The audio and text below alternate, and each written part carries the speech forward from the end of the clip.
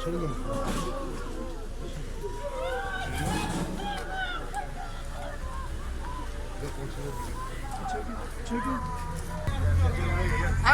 biraz o arabayı geri çıkar. Arkada araba var ha. Az geri çıkalım. Öne boş. Az çık abi geri çık. Bunu öne boş biraz ileri ver ha. Tamam, ben bırak. Az bir şey öne ver ha. Hadi dur. Gel abi. Hadi Mehmet abi. Dur, hadi. Tamam. Bırak. Çek. Ver abi.